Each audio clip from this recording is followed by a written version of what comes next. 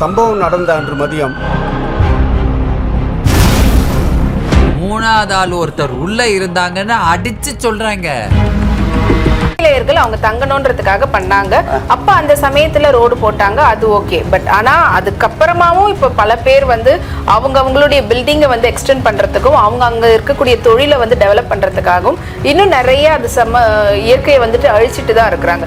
இது நம்ம வந்து ஆங்கிலேயர்கள் ஸ்டார்ட் பண்ணி வச்ச ஒரு பயோவார்னு சொல்லலாமா, இல்ல இப்ப இந்த காலகட்டத்துல நம்ம அதை தாண்டி அட்வான்ஸ்டா போயிட்டோன்றதுக்காக நம்ம தங்கறதுக்கு இடம் வேணும்.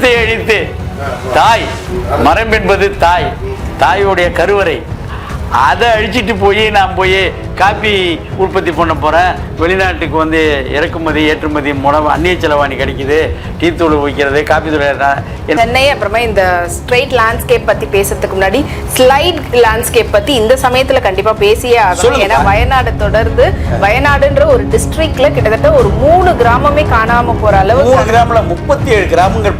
இது வந்து நம்மளுக்கு எவ்வளவு பெரிய ஒரு லெசனை நம்ம வந்து பாடமா எடுத்துக்கிட்டு இப்போ நம்ம பண்ண வேண்டிய விஷயம் என்ன, அண்ட் இல்ல இதே மாதிரி நிலச்சரிவு தமிழ்நாட்டில் வந்ததுன்னா என்னவாகும், எந்த இடத்துல வர்றதுக்கான வாய்ப்புகள் அதிகமா இருக்கு? இது டீ எஸ்டேட், காஃபி எஸ்டேட். அது ஆபத்து என்பது வந்து வெளிப்படையா தெரிஞ்சா தவிர அது மண்ணரிப்பு அந்த டீ காஃபி எஸ்டேட் இல்லாமல் இருந்திருந்தால். ஹலோ தமிழ் கிளிட்ஸ் நேயர்கள் அனைவருக்கும் வணக்கம். நான் உங்க விஜய் சௌமியா. இன்னைக்கு நம்ம இடையே இணைஞ்சிருக்கிறவங்க யாருன்னு சொல்லி பார்த்தீங்கன்னா, இவர் இப்போ வந்து சென்னை கார்பரேஷனுடைய பூங்காவுடைய கண்காணிப்பாளராக இருக்காங்க. கிட்டத்தட்ட 700க்கும் மேற்பட்ட பூங்கா வந்து உருவாக்கி இருக்கிறாங்க. அது மட்டும் இல்லாமல் விவசாயத்துறையில் 35 ஆண்டுகளுக்கு மேலே இருக்கக்கூடிய அவ்வளோ பெரிய எக்ஸ்பீரியன்ஸ் இருக்குது. அண்ட் அதோடு சேர்த்து வனத்துறை நிபுணராகவும் இருக்கிறாரு, இயற்கை ஆர்வலர். இப்படி பல முகங்களை கொண்ட இயற்கைக்கு ஏதாவது ஒரு சீற்றம் ஏற்படுதுன்னா அது நம்ம பண்ணக்கூடிய தப்புகள்லாம் என்னன்றதை பற்றி எடுத்து சொல்றதுக்காக நம்ம இடையே இணைஞ்சிருக்கிறாங்க திரு ஜெயபால் அவர்கள். வணக்கம் சார், எப்படி இருக்கிறீங்க? வணக்கம்மா, வாழ்த்துக்கள். நேயர்களுக்கும் இதில் இணையவதில் மிக்க மகிழ்ச்சி, வாழ்த்துக்கள். சொல்லுங்கம்மா. ஸோ உங்களுக்கு வந்துட்டு வயலும் வாழ்வுன்ற ஒரு விவசாயத்தை சார்ந்த ஷோ நிறைய பல வருஷங்கள் பண்ணியிருக்கிறீங்க, அந்த எக்ஸ்பீரியன்ஸ் இருக்குது. அது மட்டும் இல்லாமல் நீங்கள் உங்களுக்குள்ளவே இருக்கக்கூடிய அந்த இயற்கையோடு நம்ம இருக்கணுன்றதுக்காக, இயற்கைக்கு எந்த ஒரு பாதிப்பும் வராத அளவுக்கு நம்மளோட இயற்கை சேர்ந்துருக்கணுன்றதுக்காக நிறைய விஷயங்கள் பண்ணியிருக்கிறீங்க. அண்ட் இப்போ ரீசெண்டாக இயற்கை சீற்றம் அப்படின்னு சொல்லக்கூடிய நம்மளுக்கு பக்கத்து ஸ்டேட்டில் கேரளாவில் வயநாடில் நிலச்சரிவு ஏற்பட்டிருக்கு. அந்த நிலச்சரிவுனால இப்போ தினசரி வந்து பார்த்தீங்கன்னா அப்படியே அவ்வளோ உயிர்கள் வந்து போயிட்டு இருக்கு. ஃபர்ஸ்ட் வந்து 50, 60 அப்படின்னு சொல்லி வந்து 200 அப்படின்ற மாதிரி போய்கிட்டே இருக்குது. இன்னும் அவ்வளவு பேர் எடுத்துக்கிட்டு இருக்கிறாங்க. சோ இந்த நிலச்சரிவுக்கு முக்கியமான காரணம் என்னன்றது ஒருத்தர் ஒரு விதமா பேசுறாங்க. ஆனா நீங்க கரெக்டான ஒரு பர்சன் நினைக்கிறேன். சோ இதுக்கான காரணம் என்ன? அதாவது மண் சரிவு, மண் பிடிப்புத்தன்மை இருக்க வேண்டும். மலைன்னு இருக்கிறப்போ என்ன, மலைன்னா அந்த மவுண்டன் சமாச்சாரம் வரும்பொழுது அப்படியே சரிவுகள் இருக்கும். இப்போ இது என்னென்னா சாயில் கன்சர்வேஷன் சொல்லக்கூடிய மண் பராமரிப்பு, அல்ல மண்ணை வந்து அது பக்காவாக ஒருங்கிணைக்க வேண்டிய ஒரு இதை ஒருங்கிணைக்கக்கூடிய அந்த சாயில் எரோஷன் சொல்லுவாங்க, மண் அரிப்பை தடுக்கக்கூடியது என்னென்னா தாவரங்களின் வேர்கள் தான். நீங்கள் என்னதான் கட்டடம் கட்டி பண்ணாலும் கல்லில் பண்ணாலும் தாவரங்கள் வேர்கள் பை நேச்சர். இதில் என்னாச்சுன்னா மரங்கள் இருக்கும் பொழுது மரங்களை வெட்டினார்கள்.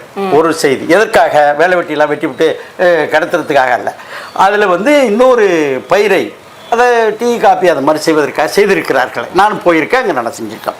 என்னவென்றால் ஒரு விஷயத்தை நீங்கள் புரிஞ்சிருக்கணும். இப்போ இருக்கக்கூடிய இயற்கை ஆர்வலர்கள் எல்லாருமே ஒரு ஆர்வமாக நீங்கள் மரத்தை வெட்டிட்டீங்க, மட்டையை வெட்டிட்டீங்கன்னு சொல்லுகிறார்கள். ஓகே, ஒரு செய்தி தெரிஞ்சிடும். சுதந்திரம் அடைவதற்கு முன்பு இப்போ பாரதியார் என்ன பேசினார்னா 30 கோடி முகங்கள் அப்படின்னார். 30 கோடி மக்கள் தொகை. மக்கள் தொகைன்னா எது பர்மா சேர்த்தது, பாகிஸ்தான் சேர்த்தது, இந்த பக்கத்தில் உள்ள இந்த பங்களாதேஷ் எல்லாம் சேர்த்து தான், இந்தியாவில் சேர்த்து தான் 30 கோடி. இப்போ எவ்வளோ? இந்தியா மட்டுமே 140 கோடி வந்துருக்கு. வயிற்றின் அளவு பெரிதாகிறது, வயலின் அளவு சுருங்குகிறது. இப்போ என்ன செய்யணும்? இப்போ டெக்னாலஜிஸ் நிறைய பண்ணி விவசாயத்தை பண்ணணும். அப்படி பண்ணும் பொழுது அந்த ஊரில் என்ன விளையுதோ காப்பி டீ போட முடியும். இதில் என்னாச்சுன்னா மரத்தை வெட்டினார்களே தவிர அதில் ஒரு பயிர் தான் இருக்காங்க. மரம் வந்து வேறு ஆணி வேறு, சல்லி வேறு, கிளை வேர்கள் போகிறது ஒரு பக்கம் இருந்தாலும் அந்த காப்பி அந்த டீ விஷயம் ஷர்புன்னு சொல்லுவாங்க, அந்த சிறு இருக்கு, அதோடைய வேர்கள் இன்னும் நல்ல பக்கமாக இருக்கும். மரம் வந்து ஒரு கிளை வேறு போறத அந்த காப்பி டீ அதோடைய வேர்கள் சல்லி வேர்கள் எஸ் இருக்கிறது. ஆனால் மழை என்ற ஒரு செய்தி இருக்கிறது. இப்போ மழை என்பது இயற்கையை, காற்று எதையுமே நம்ம தடுக்க முடியாது. ஆனால் எச்சரிக்கையாக இருக்கலாம். மரியாதைக்குரிய நம்ம அமித்ஷா என்ன சொல்கிறாருன்னா, ஏப்பா நான் 3 நாளாக கத்திரிக்கேன் இருந்தையா, 3 நாளாக வான் பண்ணிட்டு அந்த நிறைய வரப்போகுதுன்னு சொன்னாங்க, கேட்கவே இல்லை. நீங்கள் போய் இதற்கு போய் குஜராத்துக்கு போய் நிறைய பணம் கொடுக்குறேன்னு சொன்னால், குஜராத்து 1 வீக் பிஃபோரில் சொன்னால் ஒருத்த கூட சாகலை. அதே மாதிரி இதில் அந்த ஒரிசாவில் நான் சொன்னோம், ஒரே ஒருத்தர் மட்டும் இறந்தார். ஆனால் இங்கே இருக்கக்கூடியது ஏன் இவ்வளோ இறந்தார்னா உதாசீனப்படுத்தி விட்டார்னு சொல்லிவிட்டு அப்புறம் வந்து அரசியல் பண்ணக்கூடாதுன்னு ஒரு வார்த்தை சொல்கிறார். அதை நம்ம உள்ளே போக வேணாம், அரசியல் போக வேணாம். இங்கே என்னவென்றால் வானிலை இருக்கேன்று ஒன்று சொல்லுவாங்க, வந்தாலும் வருவார், வந்தாலும் வரும், வராவிட்டாலும் போகும், லேசானது முதல் மிதமானது வரை, அப்புறம் வந்து அப்படியே வந்துட்டு அப்படியே போய்டும்னு வழக்கமான இதை செய்தாச்சு. இப்போ நம்ம தமிழ்நாட்டில் வந்து அண்மையில் ஏற்பட்டக்கூடிய 2015 அந்த வெள்ளம் இப்பொழுது வந்த ஒரு இதில் எல்லாத்தையும் ரொம்ப மாண்புமிகு அமைச்சர் அவங்களே சொன்னாங்க, இது வந்து சரியாக டீல் பண்ணல, ட்ரீட் பண்ணல, சயின்டிஃபிக் மேலே எங்களுக்கு கொடுக்கல, தமிழகம் புறக்கணிக்கப்பட்டு விட்டதுன்னு சொல்லிட்டு இருந்தாங்க. அப்பொழுதுதான் என்னாச்சுன்னா, இப்போ நீங்கள் பார்த்தீங்கன்னா வானிலை அறிக்கை பார்த்தீங்கன்னா 1 மணிக்குள்ளே இவ்வளோ மழை பெய்யும், 1 மணிலேருந்து 3 மணி வரைக்கும் மழை பெய்யும் இப்போ சொல்லிடுறாங்க தெரியும். ஆமாம், இதான் நிலைமை. இப்படி நீங்கள் செய்து கொண்டிருக்கும் பொழுது எச்சரிக்கை தேவை. இப்போ ஏற்கனவே உள்ள இமேஜின் ஒன்று இருக்கும், அவன் சொல்லுவாங்க அப்படின்னு இருந்தது ஒரு பக்கம் இருந்தாலும் இப்பொழுது செய்து விட்டாச்சு. இப்போது அரிப்போ நீங்கள் சொல்லக்கூடிய அளவுக்கு, நண்பர் சொல்லக்கூடிய அளவுக்கு அந்த காப்பி டீ போட்டதுனாலையும் யானைகள் தெருவில் வருதுன்னாக்கா இது இப்பொழுது தேவை. 30 கோடி முகங்களுக்கு உள்ள உணவுப் பொருள் இப்போ தேவைப்படுது. நிலவர சுருங்கினா சுருங்கி தானாக போய் எலாஸ்டிசிட்டி இல்லை. வீடு கட்டுவது, கட்டிடங்கள் நகர்மயமாக்குதல் போய் கொண்டிருக்கிறது. முக்கியமான காரணம் இதுக்கு வந்து டீஃபாரஸ்டேஷன் என்பது ஒரு நிலைப்பாடு, அது உண்மை. டீஃபாரஸ்டேஷன் என்பது நான் தான் சொன்னேன், மரம் என்பது குறைஞ்சபட்சம் 30 அடிக்கு ஒரு மரம் இருக்கும், குறைஞ்சபட்சம் 30 அடி 10 மீட்டர். இந்த காப்பி டீ மேட்டர் வந்து பக்கத்தில் தானே இருக்கும். அதனால சாயில் எரோஷன் என்பது அது தவிர்க்கப்பட வேண்டும். அது இருந்த அவசியம் தான் இந்த பாதிப்பு. 200 பேருங்கிறது அந்த இதெல்லாம் இருந்ததுனால தான் அந்த பாதிப்பு குறைஞ்சது. இல்லை என்றால் அடிச்சு போயிருக்கும். அதனால அறிவியலாளர்கள் எல்லாருக்குமே தெரியும். இது நீங்கள் டீஃபாரஸ்டேஷன் என்பது வந்து அது ஒரு முக்கியமான காரணமாக இருந்தாலும் அதை விட வேற ஆங்கிலேயர்கள் செய்து விட்டார்கள். அவர்களுக்கான இப்போ நம்ம ஊர் ஊட்டி கொடைக்கானல் இருக்கிறது, சரிவுகள் இருக்கின்றன.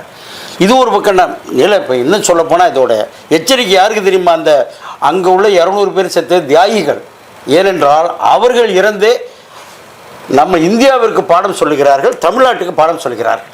ஸோ இப்போ இது வந்து மற்ற ஸ்டேட்டுக்கும் இந்த நிலை, மற்ற ஸ்டேட் என்பது தமிழ்நாட்டுக்கு ரொம்ப முக்கியமான மிகப்பெரிய பக்கத்திலே இருப்பதை எச்சரிக்கை பண்ணியிருக்காங்க. ஊர்வலத்தை நிலம் என்பது 9 வகை பயன்பாடுகள் இருக்குது. என்ன? விவசாய நிலங்கள், தோட்டக்கால நிலங்கள், வறண்ட நிலங்கள், சதுப்பு நிலங்கள், அப்புறம் பொது உபயோகத்திற்குன்னு ஒரு நிலங்கள் இருக்குது. இது தவிர வந்து அந்த ரோடு புறம்போக்கெல்லாம் இருக்கும். பொது உபயோகத்திற்குன்னா வெளிப்படையான கழிவுகள், அதாவது மனித அந்த கழிவறையாக பயன்படுத்தி தமிழ்நாட்டில் ஓப்பன் டாய்லெட்டு இல்லைன்னு டிக்ளேர் பண்ணியாச்சு. அந்த நிலம் அப்படியே இருக்கிறது. ஓப்பன் டாய்லெட் இல்லைன்னா அந்த நிலம் அப்படி இருக்குது. அடுத்து மேய்ச்சல் நிலங்கள் இருக்குது. இப்போ ஆடு மாடு கோழி எல்லாமே தனியாக வளர்க்குறாங்க, அந்த நிலமே இருக்குது. தமிழ்நாட்டில் 12,500 பஞ்சாயத்துகள் இருக்கின்றன. ஒரு பஞ்சாயத்துலேயும் 20லேருந்து 50 ஏக்கர் நிலம் இருக்கிறது. மேட்டூர் இருக்குல்ல, மேட்டூரில் தண்ணி தந்தாங்கல்ல, திறந்தோடனே என்ன பண்ணியாச்சு, மிச்சம் யூஸ் பண்ண பிறகு விட போகுது. இந்த தமிழ்நாட்டில் இருக்கக்கூடிய அத்தனை ஏரிகள் இருக்கின்றன. உலகத்திலேயே முதல் அதிகப்படியான ஏரி இருந்தது ஒருங்கிணைந்த ஆந்திரா, 2வது தமிழ்நாடாக இருந்துச்சு. இப்பொழுது தமிழ்நாடு தான் அதிகபட்சம், எல்லாம் பிரிஞ்சிருச்சு. தெலுங்கானா ஆந்திராவா பிரிஞ்சது. தண்ணீர் பற்றாக்குறை உள்ள மாநிலம் என்னவென்றால் ராஜஸ்தான், 2வது நம்ம தான். அது மாதிரி நிறைய விஷயம் 2வதுல இருப்போம். இந்த மாதிரி ஒரு சூழ்நிலையில் தண்ணி வருதில்ல, அந்த கர்நாடகாவில் தேக்கிட்டு கெஞ்சிட்டே கிடக்கிற வருஷம் கெஞ்சிடும், ஏப்பா ஏதாவது பார்த்து கொடுங்கப்பா, அப்புறம் பரிசையில் 2 கட்டி பிடிச்சிக்கிறது, அப்புறம் வந்து முடியாதுங்கிறது, அங்கே இப்படி நடக்கிறது. இந்த மேட்ரு வரும்பொழுது நான் சொன்ன 12,500 கிராமங்கள் இருக்கின்றன, கிராம பஞ்சாயத்துகள். ஒரு 10 ஏக்கர் நிலத்தை 100 நாள் வேலை என்ற ஒரு வேலை இருக்குது. அந்த 10 ஏக்கர் நிலத்தை அப்படியே ஒரு 25 அடி அகலம் 25 அடி அகலத்துக்கு தோண்டலாம். தோண்டுவதற்கு பதிலாக 100 நாள் வேலை இருக்கு, அவைகளை பயன்படுத்தலாம். தமிழ்நாட்டில் 22,540 சிறை கைதிகள் இருக்கிறார்கள், அவர்களை பயன்படுத்தலாம். இதை வந்து முந்தைய அரசு வந்து திட்டமிட்டது. நான் திட்டத்தில் ஒருங்கிணைந்து நான் செய்தேன். இது செய்துவிட்டால் மேட்டூர் டேம் மாதிரி 15 டேம் 2,50,000 ஏக்கர் இருக்கும். 12,500னா 10 ஏக்கர்னு போட்டால் எவ்வளோ வரும்? 10 ஏக்கர் ஒரு பஞ்சாயத்துன்னு போட்டால் 1,25,500 ஏக்கரு.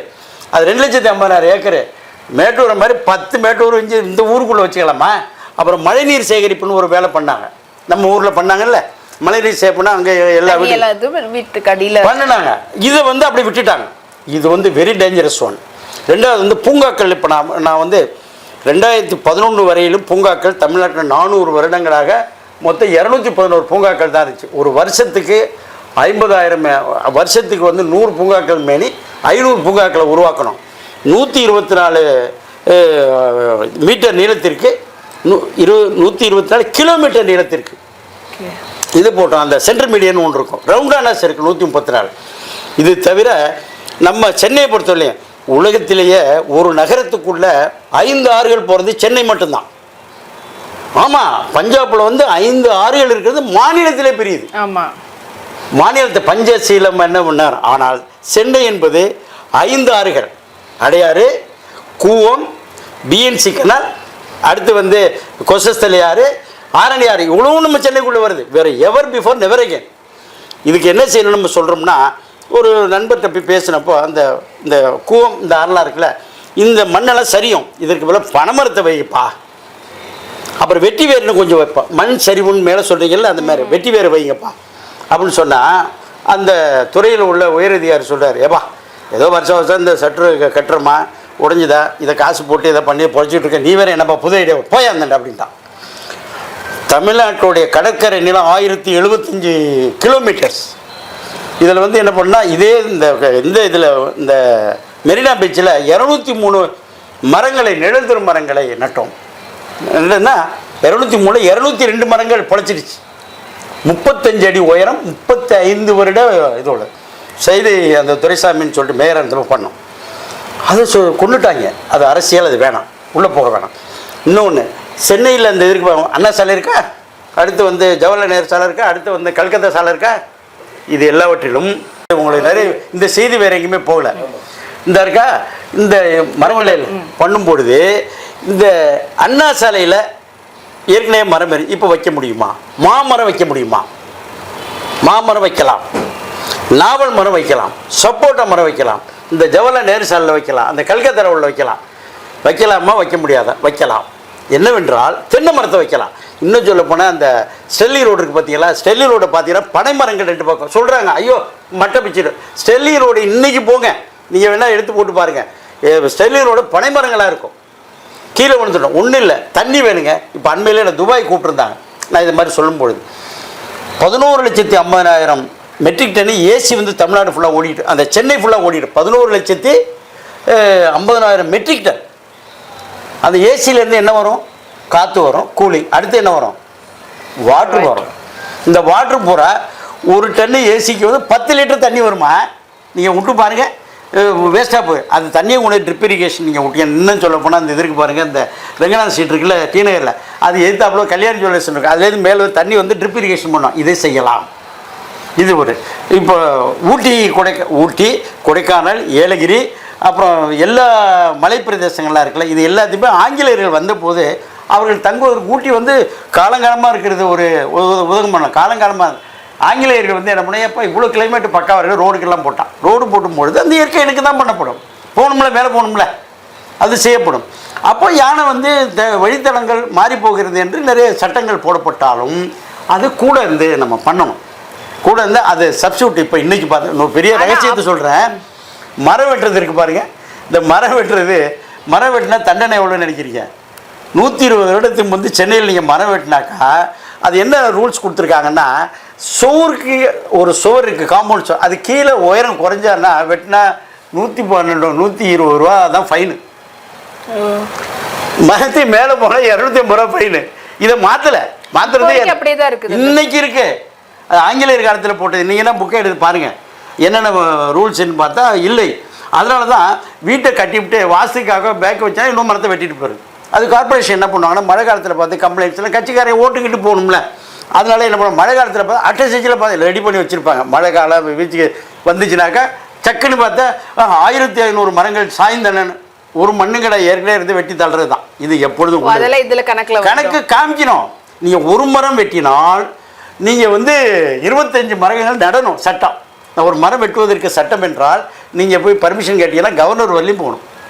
அதில் ஒரு மரம் வெட்டினால் 10 குறைஞ்சபட்சம் 25 மரங்கள் வைக்கணும் சட்டம். இது யாரும் ரொம்ப இருங்கப்பா அப்படின்னு சொல்லி செய்து கொள்கிறார்கள். இது ஒரு நிலைப்பாடு. இந்த நீங்கள் சொல்லக்கூடிய அளவுக்கு ஊட்டி, கொடைக்கானல், ஏற்காடு, இங்கே இருக்கக்கூடிய மலைவாசல் இதெல்லாம் வந்து அந்த காலத்துல வந்து ஆங்கிலேயர்கள் அவங்க தங்கணுன்றதுக்காக பண்ணாங்க. அப்ப அந்த சமயத்துல ரோடு போட்டாங்க, அது ஓகே. பட் ஆனா அதுக்கப்புறமாவும் இப்ப பல பேர் வந்து அவங்களுடைய பில்டிங்கை வந்து எக்ஸ்டெண்ட் பண்றதுக்கும் அவங்க அங்க இருக்கக்கூடிய தொழிலை வந்து டெவலப் பண்றதுக்காகவும் இன்னும் நிறைய அது இயற்கையை வந்துட்டு அழிச்சிட்டு தான் இருக்கிறாங்க. இதை நம்ம வந்து ஆங்கிலேயர்கள் ஸ்டார்ட் பண்ணி வச்ச ஒரு பயோவார்னு சொல்லலாமா, இல்ல இப்ப இந்த காலகட்டத்துல நம்ம அதை தாண்டி அட்வான்ஸ்டா போயிட்டோன்றதுக்காக நம்ம தங்கறதுக்கு இடம் வேணும்ன்றதுக்காக இயற்கையை வந்து அழிச்சிட்டு வரோம். சரி, நம்மளும் தங்கிதானே ஆகணும். ஏங்க ஒரு வீடு இருக்கிறது, ஒரு 3 பிள்ளைகள் 2 பிள்ளைகள் இருக்கு, குடும்பம் இருக்கு, ஒரு வீடு கட்டணும். தங்கணும்ன்றதை விட நம்ம வாழணும் தாயே. வாழன்றப்ப என்ன பண்றது? நீங்க இன்னும் நிறைய பேர் சொல்லுவாங்க இயற்கை விவசாயம். எங்க அண்ணன் ஒரு நம்மாழ்வார் சொல்லுவார், இயற்கை. அவர் நம்மளுடைய மூத்த அதிகாரியாக இருந்தவர், வேளாண்மை துறையில் இருந்தவர். அவர் சொல்லுவார், பண்ணுன்னு ஒரு காரியம் சொல்கிறார். இயற்கை முறையில் அரிசி உற்பத்தி பண்ணுன்னா ஒரு கிராம் போட்டு பண்ணால் 5 டன்னு 10 டன்னு அரிசி கிடைக்குதுன்னு வச்சுங்க. இயற்கை முறையில் பண்ணால் 1 டன்னு தான் கிடைக்கும். இப்போ வந்து இந்த செயற்கை முறையில் பண்ணப்பட்டது 50 ரூபா 60. எவ்வளோ அரிசி வாங்குறீங்க? ரேஷனில் நான் வாங்குவேன், நீங்கள் வாங்குறீங்களா என்னன்னு தெரியல விடுங்க. அது என்னாச்சுன்னா 60 ரூபான்னு வச்சுங்க. 10,000 கிலோ வருவது 60 ரூபா என்றால் 1000 கிலோ மட்டும்தான் உற்பத்தியாக நீங்கள் எவ்வளோ கொடுக்கணும்? இதை விட 10 மடங்கு கொடுத்து வாங்கணும். வாங்குவீங்களா? இயற்கைன்னு சொல்லிட்டு இருக்கு, வாங்குவீங்களா? 1 கிலோ 60 ரூபா 50 ரூபா இருக்குது. நான் வந்து இல்லைப்பா மாட்டு சாணம். ஒரு மாடு வந்து ஒரு நாளைக்கு எவ்வளோ சாணி போடுதுன்னு நினைக்கிறீங்க? 30 கிலோ சாணி போடும். ஒரு மாதத்துக்கு 900 கிலோ போடும். அடுத்தாப்புல பார்த்தீங்கன்னா வருஷத்துக்கு பார்த்தா 3500 கிலோ போடும். இந்த 3500 கிலோ சாணியை 1 ஏக்கருக்கு போடலாம். யாருமே மாடு வச்சுருக்கா? மாடு மேய்க்கிறது ஆள் இல்லை. பட் இப்போ நம்ம வந்து மலை பிரதேசத்துல இருக்கக்கூடிய விவசாயம்ன்றது அது கொஞ்சம் வித்தியாசமான விவசாயம். அங்க வந்து பாத்தீங்கன்னா டீ, காஃபி அண்ட் அது சம்பந்தப்பட்ட 5 டிகிரி கோல்ட் கிராப்ஸ்னு சொல்லுவாங்க. கேரட், பீட்ரூட் அதெல்லாம் தான் இருக்கு கோல்ட் கிராப். இந்த மாதிரி பண்ணக்கூடிய விவசாயத்தினால இயற்கைக்கு ஏதாவது பாதிப்பு ஏற்படுமா? வேணும்ல வயிறு வேணுமா? இயற்கைக்கு பாதிப்பு தான் வரும். வயிறு வேணும்ல என்ன பண்ணுவீங்க? வயிறு இயற்கை நல்லா இருங்கப்பா, நீங்க நல்லா இருங்கப்பா, நான் பட்டினியா கிடையாது சொல்ல முடியுமா? அங்க இருக்கக்கூடிய காலிஃப்ளவர், ஒரு காஷ்மீர்ல ரைஸ் விளைவிக்கிறாங்க தெரியுமா? காஷ்மீரில் ரைஸு இருக்குது, அது தேவை. நம்ம அதை பேலன்ஸ் பண்ணணும். என்ன செய்ய வேண்டும் என்றால் அரசு வந்து இதில் நம்ம தனியார் செய்ய முடியாது, தொண்டு நிறுவனங்களாக செய்ய முடியாது. இதை வந்து நிறைய என்ன செய்யணுன்னாக்கா நிறைய அந்த காட்டை அழிக்கும் பொழுது அதற்கு வந்து ஈக்குவலாக வந்து காப்பி, டீ எஸ்டேட் போடுறாங்க. அதோடைய வேர்கள் வந்து பிடிச்சிருக்கும். அந்த வாட்டர் ஹோல்டிங் கெப்பாசிட்டியும் அந்த மண் அரிப்பையும் தடை செய்யும். நம்ம இங்கே வருவோமே, இங்கே இந்த பிளெயினில் பார்த்தோம்னா அந்த இதற்கு பாருங்க, கூவம்லாம் இருக்குது பார்த்தீங்களா? கூவம் 825 கிலோமீட்டர் தூரத்தில் நீர்வழி தடங்கள் சென்னையில் இருக்குது. 825 கிலோமீட்டர். 625 கிலோமீட்டர் வந்து ரோட்ஸ் மட்டுமே இருக்குது.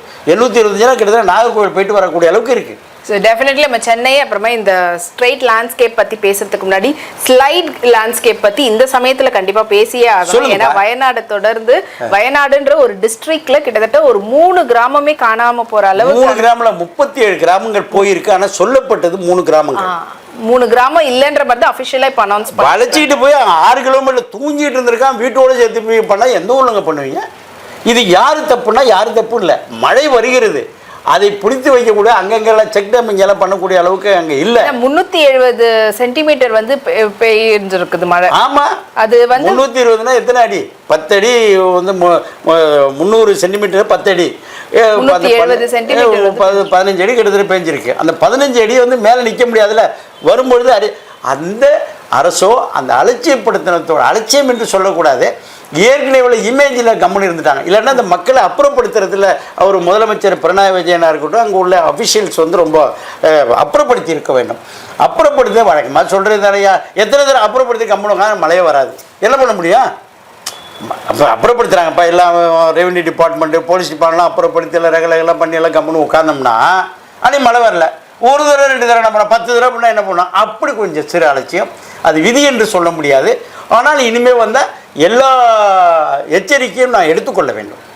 அதுதான் நம்ம படிப்பனை. இப்போ அது என்ன பார்த்தீங்கன்னா மழையவே வந்து உருட்டிட்டு வருமா?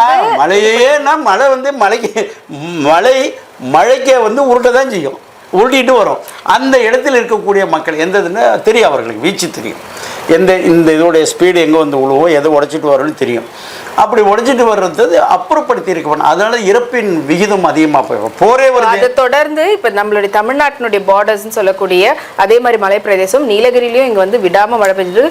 தலைகுண்டாங்கலாம் வந்து பார்த்தீங்கன்னா அங்கேயும் வந்து நிலச்சரிவு அப்படின்றதெல்லாம் வந்து ஏற்படுது.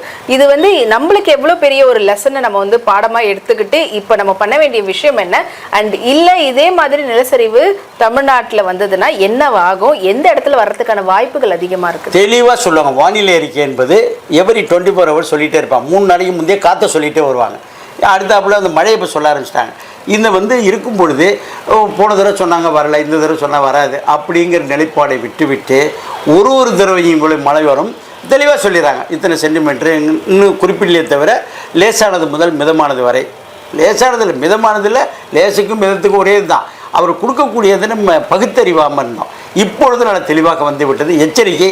ஆனால் தமிழ்நாட்டில் இருக்கக்கூடிய மழை போகாத இருக்கக்கூடிய ஏரிகள் என்ன ஏரிகள், அந்த கிராமங்களில் சொன்ன மேய்ச்சல் நிலங்கள், அந்த பொது இதெல்லாம் சேர்த்து பண்ணோம்னா அந்த நிறைய இந்த ஏரி மாதிரி அந்த குளம் மாதிரி விட்டால் மீன் மிச்ச காலத்தில் மீன் வளர்த்துட்டு போங்க, தண்ணி போகாதில்ல.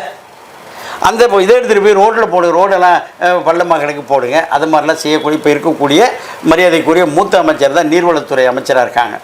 இதில் வந்து சிறப்பு அமலாக்க பிரிவுன்னு சொல்லியிருக்காங்க. அது வந்து நம்ம உதயநிதி இருக்கிறார். எல்லா கலெக்டரேட்டையும் கூப்பிட்டு இன்றைக்கி இந்த வரப்போகிற இந்த அக்டோபர் மாதம் 1ஆம் தேதியிலேருந்து 5ஆம் தேதிக்குள்ளே ஒரு மழை வரும். அப்புறம் 5லேருந்து 15க்குள்ளே ஒரு மழை வரும். 15லேருந்து 18க்குள்ளே ஒரு மழை வரும். அப்புறம் நவம்பர் மாதம் பிடிச்சதுன்னா ஃபுல் அண்ட் ஃபுல். இப்போ எக்ஸ்டெண்டட் டு டிசம்பர். அப்போது இதெல்லாம் செய்து அந்த வரக்கூடிய தண்ணி ஒரு சொட்டு கூட போகக்கூடாதுன்னா நீர் என்னென்ன ஒரு இடத்துல கிணறு இருந்துச்சுன்னாம்மா 3 கிலோமீட்டர் தூரத்து பெர்குலேஷன் போகும்.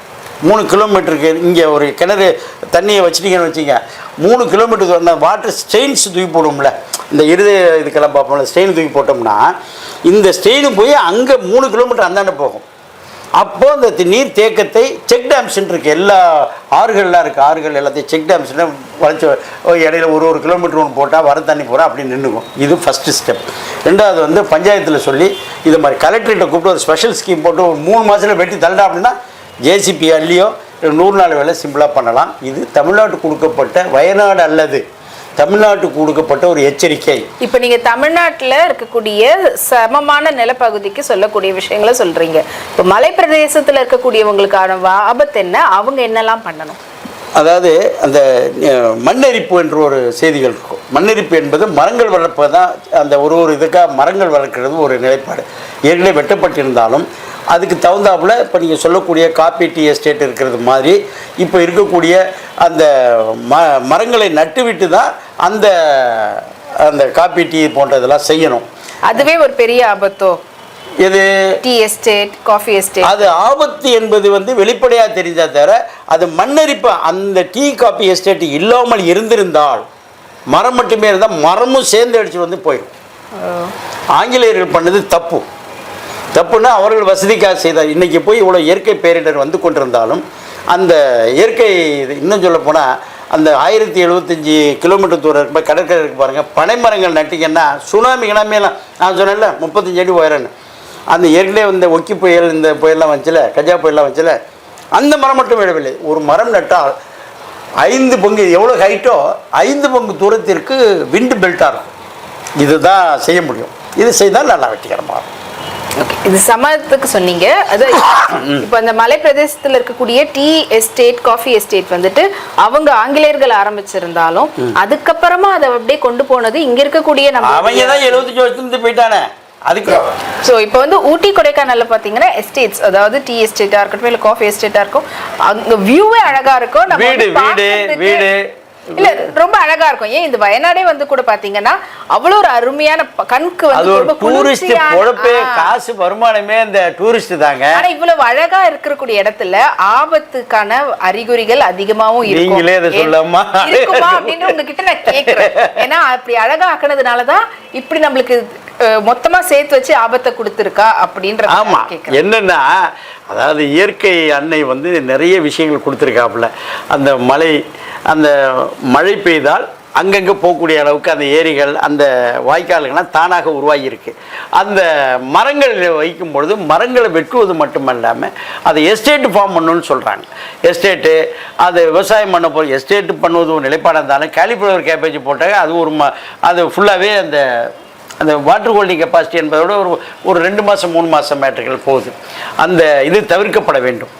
அதனால் ஊட்டியாக இருக்கட்டும், கொடைக்கானலாக இருக்கட்டும், ஏற்காடாக இருக்கட்டும், இருக்கக்கூடிய மலை பகுதியெல்லாம் இருக்குல்ல, இதில் எல்லாத்துலேயும் இப்போ தமிழ்நாடு அரசு மிக தெளிவாக வனத்துறையின் மூலமாக மிக தெளிவாக உத்தரவிடப்பட்டு. இப்போ நீங்கள் வனத்துறை சொல்லும்போது வனம் அப்படின்றதே பார்த்தீங்கன்னா நம்மளுக்கு இயற்கையாக கொடுக்கக்கூடிய காற்று, சுத்தமான காற்று, சுத்தமான இந்த மழை பொழிவுக்கான காரணம் விலங்குகள் அங்கே இருக்கிறதுக்கான இடம். ஆனால் இவங்க இந்த மாதிரி போய் ஃபுல்லாக எஸ்டேட்டாக போடுறதுனால மலை பிரதேசத்தில் மலையை உடைச்சு அங்க இருக்கக்கூடிய மரங்கள் எல்லாம் அழிச்சு அவங்களுக்கு இன்னும் சொல்ல போனா குவாரிகள் அந்த இது இருக்கக்கூடிய குவாரிகள் அது அப்புறமா அங்க போகக்கூடிய விலங்குகள் முக்கியமா யானைகள் அதனுடைய வழித்தடத்தை எல்லாம் அழிச்சு இவங்களுக்கான தேவையான வீடோ எஸ்டேட்டோ கட்டி இவங்களுக்கு இல்ல நம்மளுக்கு தேவையான அதான் நம்மள மாதிரியான ஆட்களுக்காக கவர்மெண்ட்டுக்கு தேவை அந்த ரெஸ்ட்ரிக்ஷன்ஸை தாண்டி பண்ணக்கூடிய விஷயங்கள் முக்கியமா வீட்டை சுத்தியோ இல்ல அந்த எஸ்டேட்டை சுத்தியோ கரண்ட்ல வேலி போடுறாங்க. இதனால நிறைய விலங்குகளும் ஆபத்து பாதை மாறுகிறது. ரயில்ல போய் அடிபட்டு பார்த்தாக்கா 3 யானை 4 யானை போயிட்டு இருக்கு. வழி இல்லாத சாப்பாடு அது ஒன்றும் வேற போய் டான்ஸ் ஆடுறதுக்கோ பொழுதுபோகிறது இல்லை. சாப்பாடு வயிற்றுக்காக இதை தேடிட்டு போகிறப்ப கண்ணு மண்ணு தெரியாமல் போய் அந்த தண்டவாளத்தில் விழுந்து ட்ரெயின் முட்டி கீழே போயிட்டுருக்கு. அப்போது இது பொதுமக்கள் என்ன செய்யணும்னா இது மாதிரி யானைகள் வருகிறது, புலியெல்லாம் வந்துருங்க. இப்போ அண்மை காலத்தில் சிறுத்தை வந்து போச்சுன்னு சொல்கிறாங்க. இதெல்லாம் தகவல் தெரிவித்தா எடுக்கிறார்கள். இந்த வயநாடு என்பது மண் சரிவு மெயினாக மழை அதிகமாக இருந்தது, மண் சரிவு. மழை வருது அதிகமாக வருதுன்னு சொல்ல முடியுமா தவிர இத்தனை மில்லி அடிக்குன்னு சொல்ல முடியாது. அது அந்த அளவுக்கு நம்ம இல்லை பொதுவாகவே இப்போ பார்த்தீங்கன்னா நம்மளுடைய தமிழ்நாட்டில் எடுத்துக்கிட்டிங்கன்னா எல்லாரும் குளிர் பிரதேசம்னா முதல்ல சொல்லக்கூடிய ஒரு இடம் ஊட்டி. அதுதான் குவீன் ஆஃப் ஹில்ஸ்னே சொல்லுவோம். அந்த ராணி அப்படின்ற அளவுக்கு குளிர்ச்சியை கொடுக்கும் மலைகளின் ராணி. ஆனா இப்போ போனோம்னா இப்ப அந்த குளிர்ச்சியை நம்மளால அனுபவிக்கவே முடியல. பயந்துடுறான். ஐயோ நான் அந்த பக்கம் போக மாட்டேன், எப்போ மழை வரும், என்ன சீசன் மாறி போச்சு, எந்த சமயத்துல மழை வரும், எப்படி மழை வரும், எவ்வளவு வரும்னு தெரியல. அதுல முட்டி மோதி வீணா போட்டானும். அது இல்லாம அனலும் அதிகமாயிடுச்சு. நம்ம கண்ணுக்கு தெரிஞ்ச எதையும் அனல் என்று வந்தா டாபிக் எந்த அளவுக்குன்னு சொல்லு. இப்போ உலக வெப்பமயமாதல நிறைய டெம்பரேச்சர் 31 டிகிரி சென்டிகிரேட்ல இருந்து இதை போகணும் 34 வரையும் போகலாம். 40 போச்சு, 100 டிகிரி ஃபாரன்ஹீட் போச்சு. என்னன்னு உத்து பார்த்தீர்களே ஆனால் வேலிகாத்தான் என்ற ஒரு மேட்டர் நான் அவர் நம்ம இயக்குனர் கூட சொன்னார். வேலிகாத்தான் என்ற ஒரு பயிரை மொத்தமாக வெட்டுங்கப்பா அப்படின்னு சொல்லியாச்சு. ஏற்கனவே மாமரமும் புளிய மரமும் இந்த இடத்த வெட்டிட்டு பண்ணல, தானாக வந்திருக்கிறது. அதில் போய் வேலிகாத்தான் வைக்கும் பொழுது அது எடுத்த உடனே உலக வெப்பம் கார்பன் டை ஆக்சைடு தேவைங்க. கார்பன் டை ஆக்சைடு தான் அதை எடுத்துக்கிட்டு பச்சையத்தின் மூலம் உருவாக்கக்கூடிய ஒரு மேட்ரு. அதை செய்தாச்சு. அது சுப்ரீம் கோர்ட் வரையும் நிறுத்தி விட்டார்கள். அப்போ கேட்டோம், ஒரு நீதியரசர் ஒரு தனியாக பேச சொன்னார். இப்போ இவ்வளோ செய்திகள் இருக்குது, யாருமே எடுத்து சொல்லியேன்னு. நாங்கள் கண்ணை மூடிக்கொண்டே காதை மட்டும் திறந்து வைத்திருப்போம். என்ன சொன்னாங்களோ அது கொடுத்துருக்கோம். இன்றைக்கி அதை மறுபரிசீலனை செய்ய வேண்டிய காலகட்டங்கள் வந்து விட்டது. நீங்கள் சொல்லக்கூடிய அளவுக்கு வயநாடு என்பது அந்த மலைச்சரிவு மலையில் மண் சரிவு அப்படியே அள்ளிட்டு போய் மூடி மிச்சத்தை தள்ளிட்டு போய் விட்டுருக்கு. இதே மாதிரி ஊட்டியிலயோ கொடைக்கானலையோ நிச்சயமா வரக்கூடிய வாய்ப்புகள் டெஃபினட்டா இருக்கு. இப்போ காமிச்சாச்சு, இயற்கை அன்னை காமிச்சாச்சு, கோவத்தை காமிச்சாச்சு, சிக்னல் கொடுத்தாச்சு. இது எச்சரிக்கையா இருக்க வேண்டிய காலம் வந்துவிட்டது. இது எல்லோரும் எச்சரிக்கையா இருக்க வேண்டும். தமிழ்நாடு அரசு மட்டுமே செய்ய முடியாது. அந்த பகுதியில் இருக்கக்கூடிய அந்த நிகழ்ச்சியை கேட்டுட்டு இருக்கக்கூடிய நண்பர்கள் எல்லாருமே எச்சரிக்கையா இருக்கணும். அந்த இடத்துல வெட்டுறாங்கன்னாக்கா நேர வனத்துறைக்கு தகவல் கொடுக்கணும். இல்ல மரங்கள் நிறையவே இப்போ மலைப்பிரதேசத்துல மரங்களே நம்ம பார்க்க முடியறது இல்ல. சாகுபடின்னு சொல்லுவாங்க, ஸ்டெப்பா அந்த படிக்கட்டு முறை சாகுபடின்னு சொல்லுவாங்க. ஒரு படிக்கட்டுலையும் அந்த மரங்கள் வைப்பதற்கு இப்போ கவர்மெண்ட் ஆஃப் இந்தியாவே இப்போ டிசைட் பண்ணிடுச்சு. ஸோ ஒரு படிக்கட்டுகள் வரும்பொழுது அடுத்த படிக்கட்டு வரும்பொழுது இது மாதிரி மரங்களை நடுவது முக்கியமாக செய்யப்படுகிறது. அது செய்வாங்க. இது அரசு செய்தாலும் பொதுமக்கள் குறிப்பாக இன்னும் சொல்ல போனால் காலிஃப்ளவர் கேபேஜெலாம் நடக்கக்கூடிய காப்பி எஸ்டேட்லாம் நடக்கக்கூடிய இடங்களில் அந்த படிக்கட்டு முறையை கொண்டு போகணும். மரங்களை பாதுகாக்கணும், நிறைய வைக்கணும்.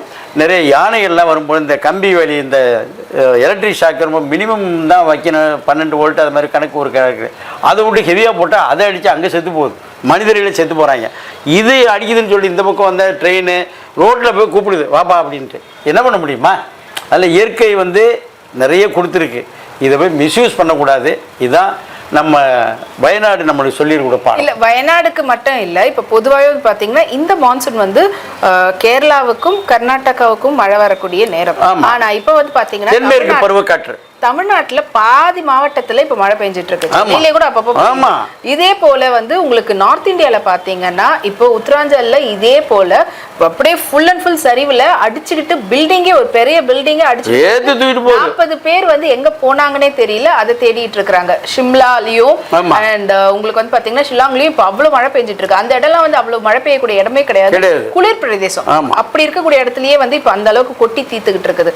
உலக அளவுலயே வந்து துபாயில எல்லாம் வந்து காண முடியாத அளவுக்கு மழை பெஞ்சு அந்த அளவுக்கு மிதந்தது.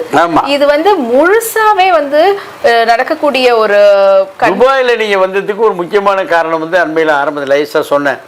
அங்கே வந்து இந்த பசுமை விஷயங்கள் சொல்லும்போது நிறைய மரங்கள், ஈச்ச மரம் அந்த மாதிரி தான் இருக்கும். இப்பொழுது வேலிகாத்தான் நம்ம உள்ள புரசா ஆஃபீஸ் பண்ணிட்டு இருக்கோம்ல, அதை எங்கள் இடையில தூவி விட்டுட்டாங்க, கொண்டு போய் டன் கணக்கில் போய் பண்ணி விட்டாங்க.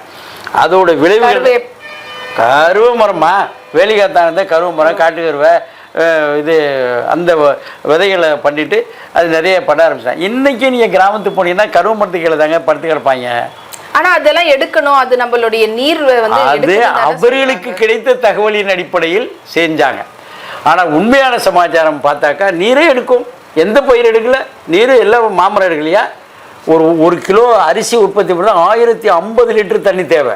ஆனா உங்களுக்கு வந்து மாமரம் தண்ணி எடுத்தாலும் நம்மளுக்கு மாங்காவோ மாம்பழமோ கொடுக்குது இல்ல, இதுல நம்மளுக்கு என்ன கிடைக்குது? எது மனிதருக்கு நேரடியாக கொடுக்கவில்லையாயினும் அதை நம்பி இருக்கக்கூடிய மக்களுக்கு வந்து கறி போட்டு, அமெரிக்காவில் அந்த பீஃபெல்லாம் இருக்குது பாருங்கள், அதை பேக் பண்ணுறதுக்கு உள்ள கறி இருக்குல்ல, அது சைடில் வைக்கணும், அந்த ஈரமாயிடுது. அதை வந்து ராமநாதபுரத்து கறி தாங்க போகுது.